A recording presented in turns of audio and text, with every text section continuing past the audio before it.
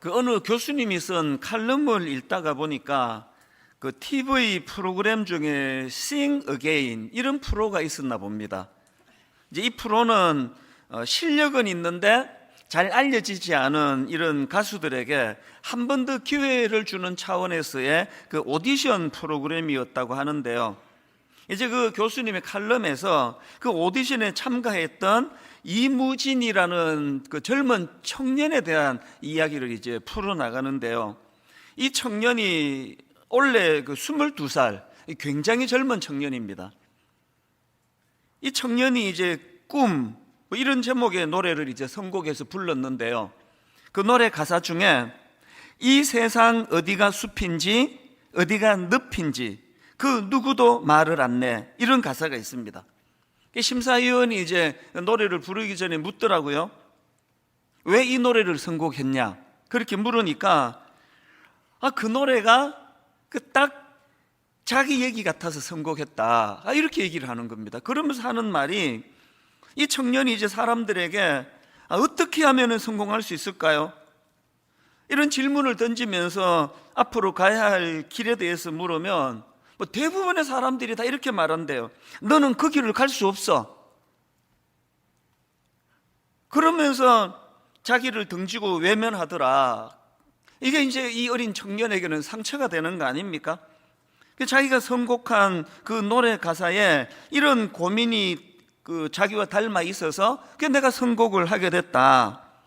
그래서 제가 그 교수님의 칼럼도 읽고 또 막 검색해서 이제 그 청년이 나왔던 그 프로그램도 들어가 들어보고, 그리고는 제가 이제 그 꿈이라는 그 노랫말을 이제 가사를 찾아서 보니까 그 가사가 이랬습니다. 머나먼 길을 찾아 여기에, 꿈을 찾아 여기에, 괴롭고도 험한 이 길을 왔는데 이 세상 어디가 숲인지 어디가 늪인지 그 누구도 말을 안 내. 참 마음이 아팠습니다. 많은 우리 청년들이 현실적으로 이 세상 어디가 숲인지, 어디로 가면 안 되는 늪인지 이 답을 제대로 가르쳐 주는 곳이 없구나, 그런 생각을 하다가 보니까요, 사실 어디가 숲인지 어디가 늪인지 제대로 몰라서 혼란을 겪는 사람들이 청년들 뿐이겠습니까? 많은 세월을 살았다는 기성세대도 그냥 백발이 성성한 할아버지 할머니도 이구동성으로 하는 게 그 얘기입니다. 어디가 늪인지 어디가 숲인지 알지도 못하겠고 가르쳐 주는 사람도 없고, 이게 인생 아닙니까? 게다가 엎친 데 덮친 격이라고요. 안 그래도 지금 어디가 숲인지 어디가 늪인지 참 오리무중인데, 왜 이런 우리 가슴을 쓸어내리게 만드는 놀랄 일들은 사는 내내 왜 이렇게 자주 일어나는 겁니까? 이런 어려운 일들이 계속 반복되다 보니까 그 심리학 용어로 학습된 무기력이라고 들어보셨죠? 이 학습된 무기력이라는 거는 이 극복할 수 없는 부정적인 상황에 자꾸 노출이 되다 보니까 이제 내 노력으로는 이런 어려운 상황을 바꿀 수 없다. 이게 무기력해진 상태가 이게 학습된 무기력 아닙니까? 그러다 보니까 최근에 나온 신간입니다. 잠 못 드는 당신을 위한 밤의 심리학, 이게 그 심리학 교수님 몇 분이서 이제 공전돼요. 앞부분을 이렇게 뒤져보다 보니까 눈에 딱 들어오는 문장 하나가 있더라고요. 사람의 몸을 구성하는 70%가 물이라면 이들의 정신을 구성하는 70%는 불안이다. 이 한마디가 물론 전문가 그 심리학 교수님이 쓴 거기 때문에 더 좀 공신력이 있었는지 모르겠지만 너무 와닿는 겁니다. 사람의 몸을 구성하는 70%가 물이라면 이들의 정신을 구성하는 70%는 불안이다. 마음이 좀 아프고 병든 사람만의 이야기겠습니까? 이 불안을 떨칠 수가 없는 거 아닙니까? 제가 왜 오늘 말씀 읽기 시작하는가 하면요, 오늘 본문에 등장하는 회당장 야이로의 상황 때문에 그렇습니다. 정말 이 회당장 야이로의 상황을 보면은 이게 어디가 숲인지 어디가 늪인지, 왜 내 인생에 이런 고통이 찾아오는지 그냥 오리무중일 것 같습니다. 너무너무 사랑하는 어린 딸이 지금 그 생사를 오가는 위기에 빠져 있는데, 이럴 때 부모가 할 수 있는 일이 아무것도 없지 않습니까? 그래서 이제 그 아버지가 예수님을 찾아온 겁니다. 그게 오늘 본문 마가복음 5장 22절 23절입니다. 회당장 중에 하나인 야이로라 하는 이가 와서 예수를 보고 발 아래 엎드리어 간곡히 구하여 이르되, 내 어린 딸이 죽게 되었사오니 오셔서 그 위에 손을 얹으사 그로 구원을 받아 살게 하소서 하거늘. 이만 막 절박한 그 아비의 마음이 막 느껴지지 않습니까? 막 이렇게 절망에 놓여 있던 참 불행한 그 회당장 야이로였지만요, 우리는 오늘 이 본문의 야이로에게서 배워야 될 게 참 많은데요, 그 중에서 결정적인 두 가지를 배워야 됩니다. 그게 뭐냐 하니까, 첫째로요, 인생길 가운데 내가 풀기 어려운 그런 문제를 만나면 그때는 그 문제를 가지고 예수님께 나가야 할 때라는 사실을 배워야 한다는 겁니다.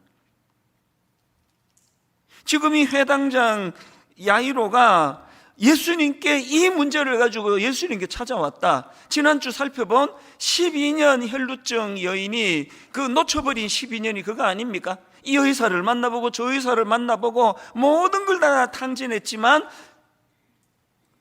그 문제를 해결할 수 없는 게 이게 인생의 사람의 문제 아닙니까? 목사 찾아와가지고 저 찾아와가지고 어떤 문제가 해결이 되던가요? 그렇기 때문에 살아가다가 내가 풀 수 없는 어떤 문제를 만나면 그때는 주님이 부르시는 시간이에요.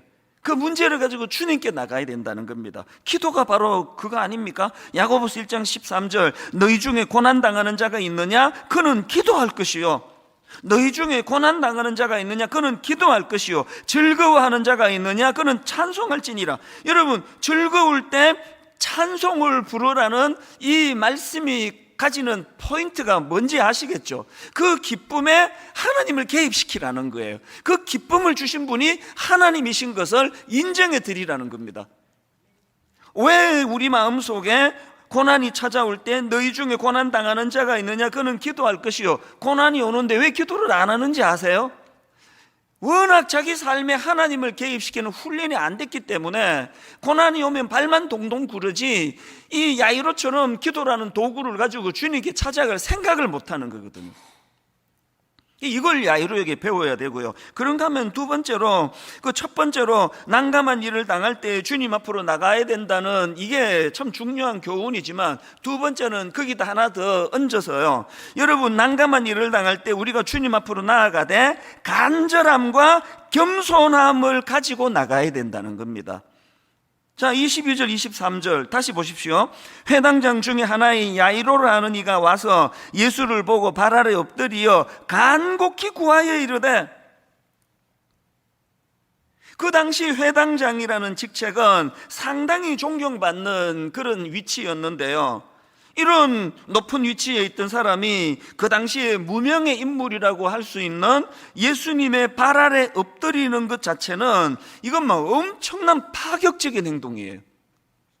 그러니까 이 야이로의 이런 파격적인 행동 속에는 당연히 겸손이 포함되어 있고요, 그런가 하면은 그 무릎을 꿇는 그 파격적인 행동 속에는 그만큼 절박하고 그만큼 간절하다는 것을 거기에 지금 온몸으로 보여주는 거 아닙니까?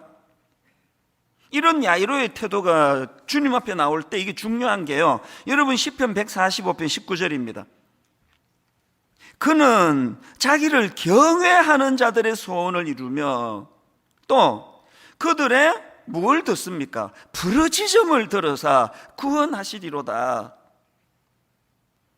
제가 오늘 설교 제목을 간절한 바람이 가진 능력, 원래는 제가 바램이라고 이제 썼더니 그게 문법이 안 맞다고, 그래서 이 간절한 바람이라 그러더라고요. 간절한 바람이 가진 능력, 이렇게 잡았는데요, 여러분, 왜 간절한 바람이 능력인지 아시겠죠? 우리 주님은요, 부르짖어 주님 앞에 기도하는 그 기도에 귀를 기울이신대잖아요. 그런데 오늘 본문에서 제가 주목하는 게 하나 있는데요, 자, 여러분, 지난주에 예수님께서 혈루증으로 고통당하던 여인의 병을 고쳐주시지 않습니까? 기억하시죠? 그 병을 고쳐주시면서 하셨던 말씀이 34절에 나옵니다. 예수께서 이르시되 딸아, 내 믿음이 너를 구원하였으니 평안히 가라. 자, 여러분, 이 예수님이 이 말씀이 옳은 말씀입니까? 아니, 진짜 그 여인의 믿음 때문에 병이 고쳐진 겁니까? 아니잖아요.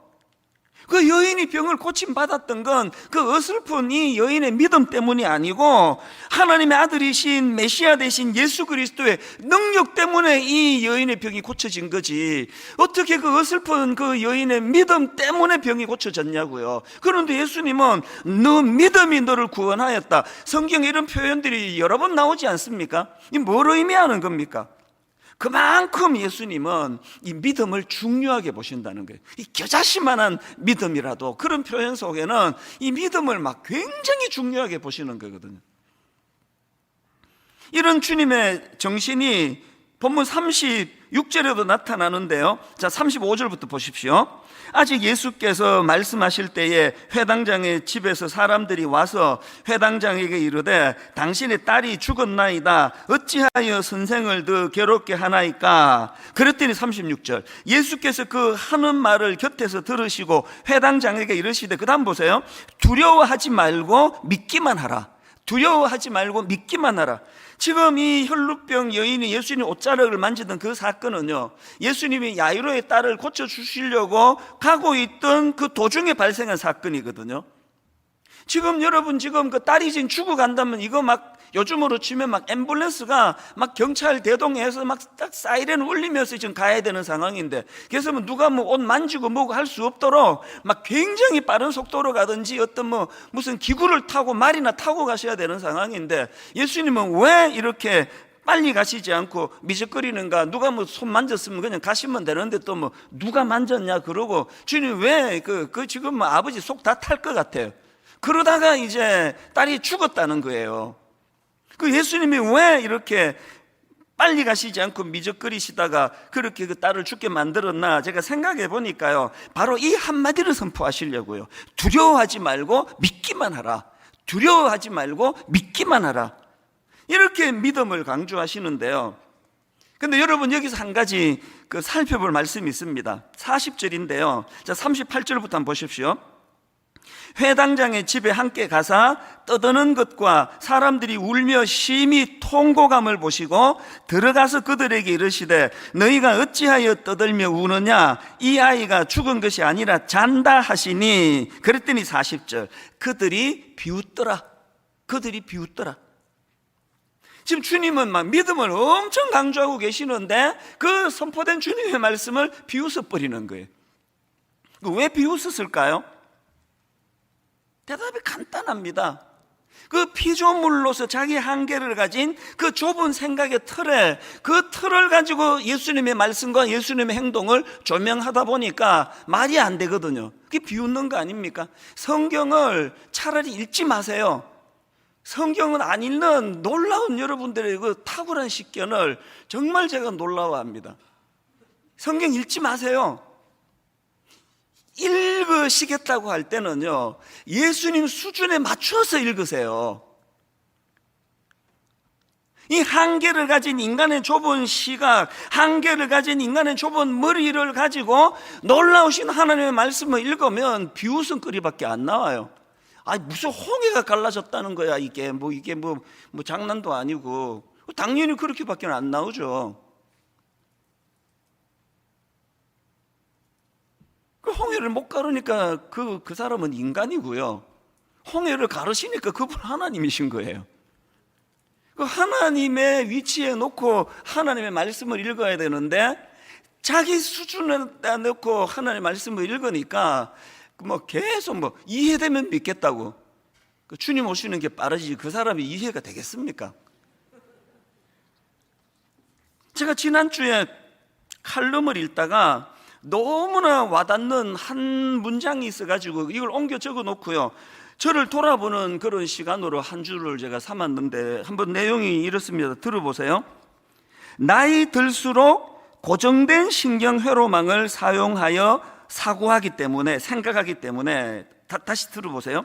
나이 들수록 고정된 신경 회로망을 사용하여 사고하기 때문에 한 가지 생각과 의견에 집착하게 되는 경향을 보인다. 보통 이런 말들 하잖아요. 사람이 나이가 들수록 완고해지기 쉽다. 그래서 제가 국어 사전을 찾아봤습니다. 이 완고하다 이걸 찾아보니까요, 융통성이 없어 올곧고 고집이 세다. 우리 애들이 저를 그렇게 보는 것 같아요. 뭐 올곧은 쪽에 포인트가 있는 게 아니고 융통성이 없이 고집이 세다. 이게 완고하대요. 여러분, 이 젊은 분들 솔직히 대답해 보세요. 나이가 든 사람은 완고합니까? 죄성을 가진 인간 자체가 완고해요. 젊다고 완고하지 않습니까? 내 애를 길러보니까 3살 때가 제일 완고해요. 얼마나 융통성 없이 고집이 센지. 이거를 이렇게 신발을 신겨주면은요, 내가 그러다가 엄마가 신발을 신겨주면요, 가다가 엄마가 신발 신겨준 그 자리로 돌아와서 거기서 신발을 벗고 다시 지가 신고 가는 게 3살 때 일어난 일입니다. 첫째, 둘째, 셋째 중에 누굴까요? 셋 다요, 셋 다.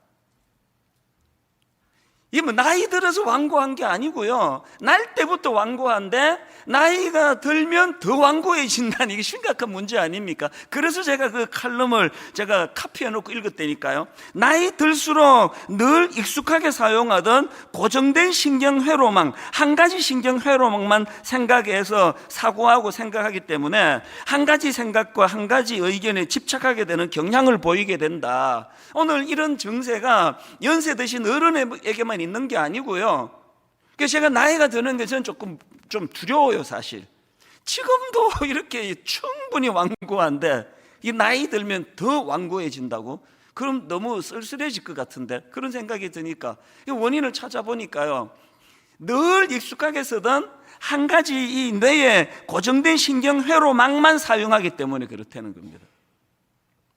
은혜 받는 수밖에 없습니다. 창조주 하나님의 무궁무진한 그 넓으신 그 하나님을 우리가 자꾸 구해야 돼요. 저는 지난 화요일 날 전체 교역자 회의 때 이 이야기를 제가 들려줬어요. 자칫 잘못하면 우리 목회자들이 완고해지기가 쉽다. 자칫 잘못하면 이런 고집불통이 될 위험이 있다.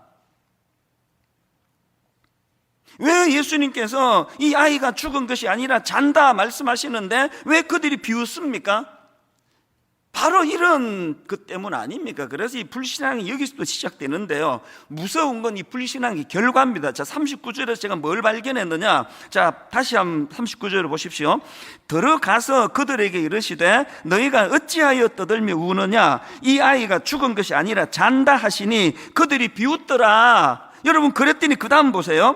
예수께서 그들을 다 내보내신 후에 아이의 부모와 또 자기와 함께한 자들을 데리시고 아이 있는 곳으로 들어가사 그 아이의 손을 잡고 이르시되 달리다 굼 하시니 번역하면 곧 내가 내게 말하노니 소녀야 일어나라 하심이라. 주님의 말씀을 자기 수준에 놓고 비웃었던 그 사람들의 가장 치명적인 비극이 뭔지 아시겠죠?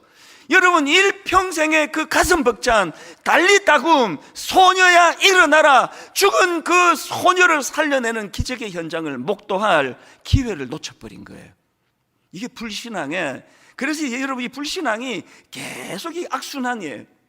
교회는요, 부익부 빈익빈입니다. 영적으로 믿음 있는 분은 이 달리다 굼의 현장을 목도하는 가슴 터질 것 같은 은혜를 경험해서 점점 믿음이 좋아지고요, 늘 믿음 없고 불신하는 사람은 이런 현장에 참여할 기회를 잃어버려 가지고 점점 그렇게 자기 세계에 빠져들어가는 거 아닙니까? 그렇기 때문에 우리는 진짜 구해야 돼요. 하나님이 한계를 가진 이 좁은 생각의 틀에 갇히지 않기를 원합니다. 아버지, 아무리 내가 옳다고 생각하더라도 한 가지 회로만 생각해서 내가 사용해서 이런 거 아닌지 돌아보고 하나님 그 풍성하신 하나님 은혜에 그 바다로 좀 풍덩 들어가기를 원합니다. 그 생각이 자꾸 풍성해지면요, 연세가 드실수록 완고해질 수가 없습니다.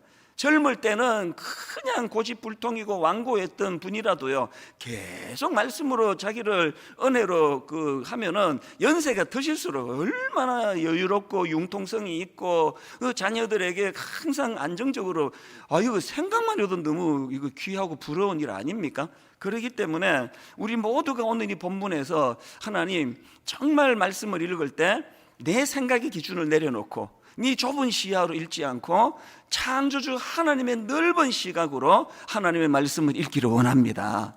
그렇기 때문에 우리는 늘 점검해야 됩니다. 고린도후서 13장 5절, 너희는 믿음 안에 있는가? 너희 자신을 시험하고 너희 자신을 확정하라. 왜 이런 점검을 늘 해야 되느냐? 히브리서 10장 38절 때문입니다. 나의 의인은 믿음으로 말미암아 살리라. 또한 뒤로 물러가면 내 마음이 그를 기뻐하지 아니하리라. 오늘 주님께서 이 회당장 야이로의 태도를 기뻐하신 이유가 여기에 있는 거 아닙니까? 그리고 그의 딸이 고침받을 수 있었던 결정적인 그 믿음이 여기에 있는 거 아닙니까? 이렇게 회당장 야이로는 자기 문제를 가지고 주님을 찾는 믿음의 행동을 보여줬고요. 그리고 중요한 거는 예수님은 이런 믿음의 행동을 보인 야이로에게 두 가지 선물이랄까요? 두 가지 반응을 보여주십니다. 간절한 믿음에 대한 예수님의 두 가지 반응. 첫 번째 반응이 뭡니까? 그와 함께 동행해 주십니다.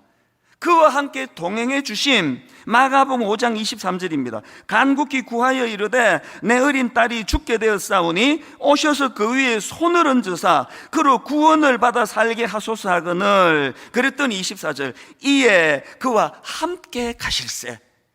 여러분, 저는요, 이에 그와 함께 가실세, 이 회당장 야이로의 절박함을 외면하지 않으시는 주님의 이 모습이 너무너무 저는 좋아요.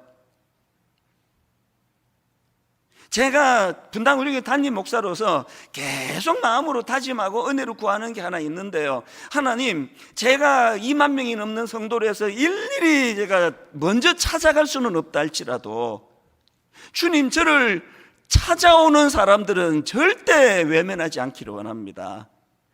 오늘 만날 수 없으면 내일 만날 수 없으면 일주일 뒤에도 어려면 2주 뒤라 할지라도 하나님, 제가 어떤 경우라도 어떤 기도 부탁하고 어떤 문제로 상담하려고 찾아오는 우리 성도님에 대하여 내가 시간 없다고 그것을 거절하지 않기를 원합니다. 이게 정말 제 마음의 소원이고 기도 제목이에요. 왜 그래야만 됩니까? 주인 되시는 주님이 그러고 계시잖아요. 이에 그와 함께 가실세.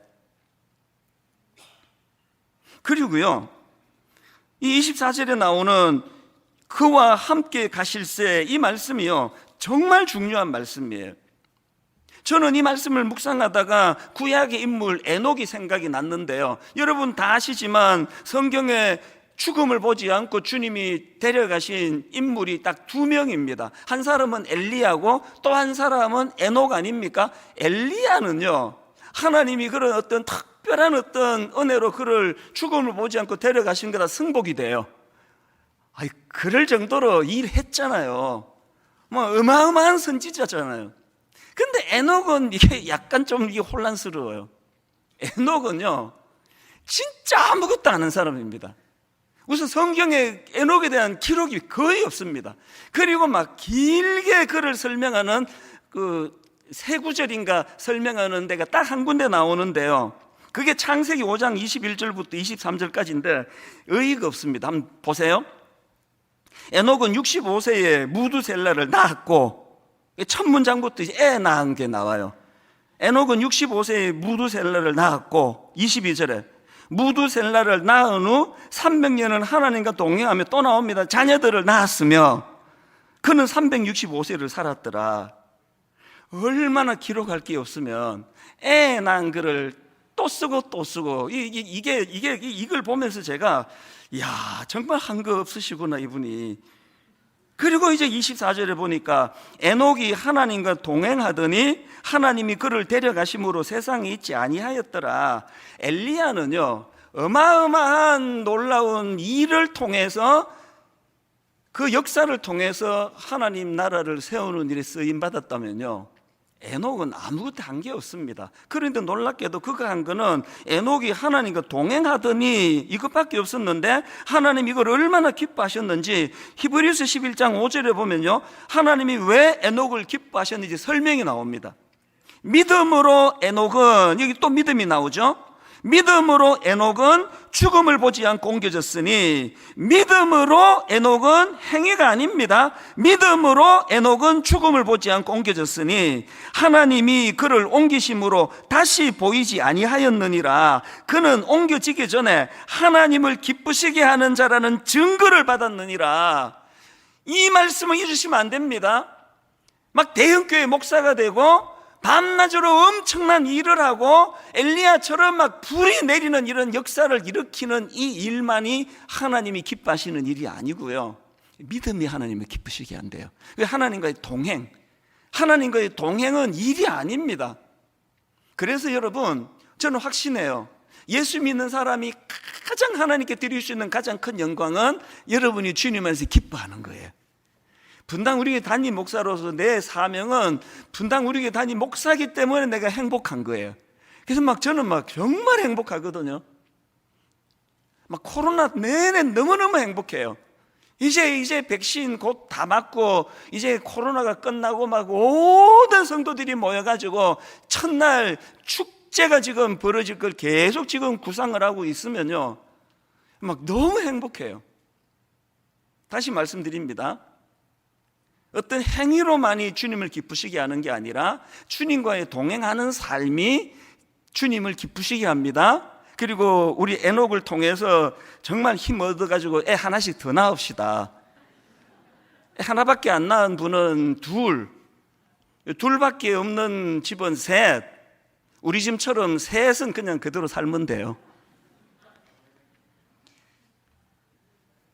이런 맥락에서 저는 이 찬송가 445장이 오늘 새벽에 찬양이 툭 터졌는데요, 그 하나님과의 동행의 즐거움, 태산을 넘어 험곡에 가도 빛 가운데로 걸어가면 주께서 항상 지키시기로 약속한 말씀 변치 않네. 정말 내 삶의 지침이 되기 원하는 찬양은 2절입니다. 2절. 캄캄한 밤에 다닐지라도 주께서 나의 길 되시고 나에게 밝은 빛이 되시니 길 잃어버릴 염려 없네. 아까 여러분 이 세상 어디가 숲인지 어디가 늪인지 가르쳐주는 사람이 없다, 이런 가사를 내가 인용해 드렸지만요, 어디가 숲인지 어디가 늪인지 물어볼 필요가 없습니다. 캄캄한 밤에 다닐지라도 주께서 나의 길 되시고, 여러분 주님과 같이 동행하는 그 길이 그게 길이에요. 그래서 그 길로 쭉 가면 되는 겁니다. 나에게 밝은 빛이 되시니 길 잃어버릴 염려 없네. 분당 우리 교회 개척하고 19년 동안 저같이 어리버리한 이런 사람이 담임 목사가 됐지만 분당 우리 교회 한 번도 혼란에 빠진 적이 없잖아요. 길 아닌 데로 갔다가 어려움을 겪은 적이 한 번도 없습니다. 왜 그렇습니까? 제 실력으로 목회하는 게 아니라 주님과 동행하는 삶 속에 그분과 같이 걸어가는 그 길 전부가 길이에요. 길 잃어버릴 염려 없습니다. 우리 2절 한번 같이 한번 불러보실래요? 캄캄한 밤에 다닐지라도 주께서 나의 길 되시고 나에게 밝은 빛이 되시니 길 잃어버릴 염려 없네. 제가 보니까요, 맨날 지 혼자 부르더니 또 갑자기 또 같이 부르느냐, 그래서 이게 어떤 상황이야, 그래서 지금 얼떨결에 지금 이게 뭐지 안 부르는 분이 계시는데요, 정말 여기에 우리 인생의 지침으로 삼으시면서 한번 정신 차리고 같이 한번 불러보시면 좋겠습니다. 캄캄한 밤에 다닐지라도 주께서 나의 길 되시고 나에게 밝은 빛이 되시니 길 잃어버릴 염려 없네. 길 잃어버릴 염려 없네를 강조하기 위해서 후렴을 저는 안 부르고 이것만 집중하시면 좋겠습니다. 후렴은 다음에 부르기로 하고요. 여러분, 우리가 하나님 앞에서 정말 예수 그리스도 그분을 향한 믿음을 가지고 내 문제를 가지고 주님 앞에 나아가면 그 상처 많은 그 문제만 아파하는 우리들과 주님이 동행해 주신다는 사실을 기억하시기를 바랍니다. 그런가 하면은 두 번째로요, 간절한 믿음에 대한 예수님의 두 번째 반응이 뭐냐? 주님은요, 희망을 선포하고 새로운 출발을 허락해 주신다는 사실입니다. 38절 39절 다시 보십시오. 회당장의 집에 함께 가서 떠드는 것과 사람들이 울며 심히 통곡함을 보시고 들어가서 그들에게 이르시되 너희가 어찌하여 떠들며 우느냐? 이 아이가 죽은 것이 아니라 잔다. 여러분, 이 말씀은 다시 살아날 수 있다는 것을 강조하신 주님의 표현 아닙니까? 희망을 선포하신 거거든요. 41절 그 아이의 손을 잡고 이르시되 달리다 굼 하시니 번역하면 곧 내가 내게 말하노니 소녀야 일어나라 하심이라. 그리고 42절 소녀가 곧 일어나서 걸으니 나이가 12살이라 사람들이 곧 크게 놀라고 놀라거늘. 여러분, 41절에서 이 달리다 굼 이 선포만 끝난 게 아니라 새로운 출발을 하기 위하여 그를 일으켜 세우시는 분이 우리 주님이십니다. 저는요, 이 41절에 이 달리다 굼 이 선포가 막 엄청 중요하다고 생각하는데요, 이거랑 똑같이 중요한 헬라어 단어 하나를 내가 소개해 드리려고 하는데 27절에 나옵니다. 자, 25절부터 한번 보십시오. 12해를 혈루증으로 앓아온 한 여자가 있어 많은 의사에게 많은 괴로움을 받았고 가진 것도 다 허비하였으되 아무 효험이 없고 도리어 더 중하여졌던 차에 예수의 소문을 듣고 무리 가운데 끼어 뒤로 와서 그의 옷에 손을 대니, 여기에 지금 옷에 손을 대니 할 때 이 손을 대다, 이게 합토마이라는 단어인데요, 이게 닿았다, 접촉하다 번역한 그대로예요. 닿았다, 접촉하다 이런 뜻을 가지고 있는 단어인데, 그런데 여러분, 이 단어에는요 부싯돌이 부딪혀서 불이 켜진다 이런 뜻도 갖고 있는 단어예요. 그래서 저는 이 합토마이, 여러분 12년 동안 병을 고칠 수 없어서 절망하던 그 여인, 그래서 오랜 혈루병으로 고통하고 마치 그 여인은 상한 갈대처럼 꺾인 여자예요. 마치 그 여인은 꺼져버린 등불처럼 희망을 잃고 살아가던 그 여자인데, 그 여인이 주님의 옷자락에 손을 댔어요. 합토마이, 부싯돌이 부딪혀서 불이 켜지는 것처럼 꺼져가던 등불 같은 이 여인의 삶에 새로운 희망이, 새로운 삶이 시작된 계기가 합토마이, 그 옷자락에 손을 대는 사건으로 시작이 됐다는 것입니다. 제가 서두에 학습된 무기력 이런 용어를 사용하지 않았습니까? 이 학습된 무기력으로부터 탈출하기 위해서는요, 이 합토마이, 그래서 제가 지지난 주부터 이런 그 내용을 다룬 한신대 김재성 교수님의 쓴 글을 읽고 얼마나 제가 힘이 많이 회복이 됐는지 모릅니다. 저도 늘 새 힘이 필요한 거 아닙니까? 그 교수님의 쓴 글 제목이요, 비접촉 시대에 예수님과 접촉하기예요. 비접촉 시대. 이 코로나 시대를 그냥 안 일어나야 되는 어떤 글로만 생각하지 마시고요, 지금이야말로 주님을 접촉할 수 있는 좋은 기회로 받으세요. 사람과의 관계가 지금 예전 같지가 않고 홀로 있는 시간이 많을 때 여러분, 주님과의 합토마이, 부싯돌이 부딪혀서 불이 켜지는 이런 놀라운 능력이 나타나는 주님과의 접촉이 이루어지게 되기를 바랍니다. 그래서 여러분, 이 학습된 무기력, 계속 부정적인 어려운 상황에 노출돼서 이제는 내 힘으로 아무것도 바꿀 수 없다, 할 수 없다는 이런 학습된 무기력에 빠져 있는 이 현실을 탈출하시는 도구가 이게 합토마이, 그의 옷자락에 손을 대니. 제가 언젠가 서강대 철학과 교수인데요, 최진석 교수님이라는 분 글을 우연히 읽었습니다. 이분이 교수 정년을 무려 7년이나 남겨두시고 사표를 냈다는 거예요. 교수직을 사임했는데 학교를 떠나면서 왜 그래야만 되는지에 대해서 굉장히 독특한 말씀을 하셨습니다. 이렇게 말했어요. 왜 떠나느냐? 나만의 고유한 생선 비린내가 사라져서 사임한다. 나만의 고유한 생선 비린내가 사라져서 사임한다.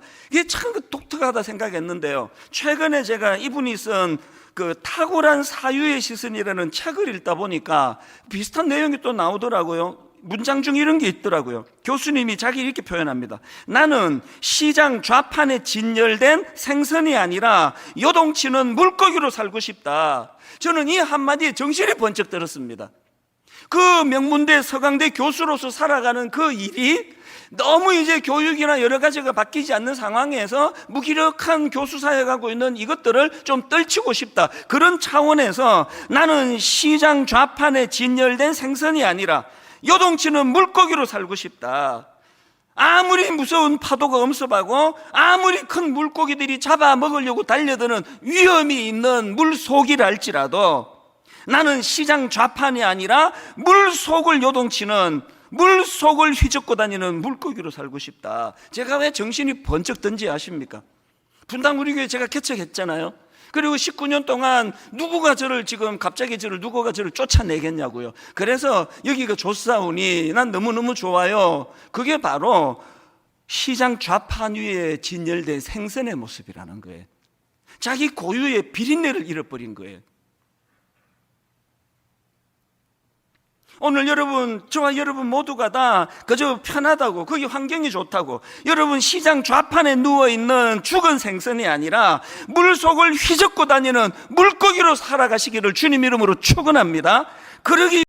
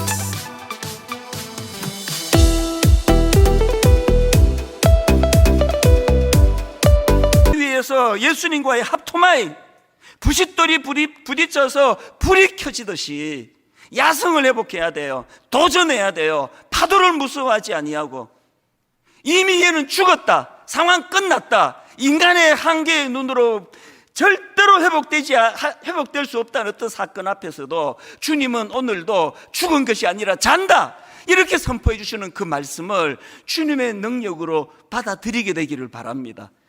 오늘 결론을 저는 이렇게 맺기를 원합니다. 요한일서 5장 4절, 무릇 하나님께로부터 난 자마다 세상을 이기느니라. 무릇 하나님께로부터 난 자마다 세상을 이기느니라. 세상을 이기는 승리는 이것이니 우리의 믿음이니라. 그리고 5절, 예수께서 하나님의 아들이심을 믿는 자가 아니면 세상을 이기는 자가 누구냐? 엄청난 야성이 담겨있는 말씀 아닙니까? 예수께서 하나님의 아들이신 걸 믿는 내가 아니면 누가 이 세상을 이길 수 있겠느냐? 오늘 여러분 다시 도전해야 돼요. 너무너무 환경이 좋은, 그래서 그냥 아무런 위험도 없는 그곳에 그 물고기가 누워있지만, 여러분 그 물고기는 물고기가 누워있는 그곳이 시장 좌판에 진열된 것이라면 그건 죽은 생선입니다. 아픔이 많으세요? 도전이 많습니까? 악플 많이 달립니까? 가는 데마다 안티들이 득실거립니까? 그 살아있어서 그런 거예요. 그 아직 살아있다는 증거예요. 오늘 저는 이 본문 말씀 전체를 아우르면서 우리들의 찬양 471번 이거를요 막 선포하듯이 저는 부르기 원합니다. 전능하신 나의 주 하나님은 능치 못하실 일 전혀 없네. 우리의 모든 간구도, 우리의 모든 생각도, 우리의 꿈과 모든 소망도, 이 신실하신 주님, 그 주님 앞에 제가 주님의 옷자락에 합토마이 주님을 터치함으로 말미암아 그 부싯돌이 부딪혀서 불이 켜지는 것처럼 내 인생이 다시 활력을 되찾기를 원합니다. 하나님, 그곳이 아무리 편하고 좋은 곳이라 할지라도 하나님 아버지 시장 좌판에 진열된 생선으로 살고 싶지는 않습니다. 위험하지만, 파도가 넘실거리지만, 큰 물고기들이 잡아먹으려고 달려들은 위험한 곳이지만, 그러나 주님, 저는 주님 은혜로 물속을 휘젓고 다니는 물고기가 되고 싶습니다. 그러기 위하여 전능하신 주님, 그 주님과의 합토마이, 이게 이루어져야 된다.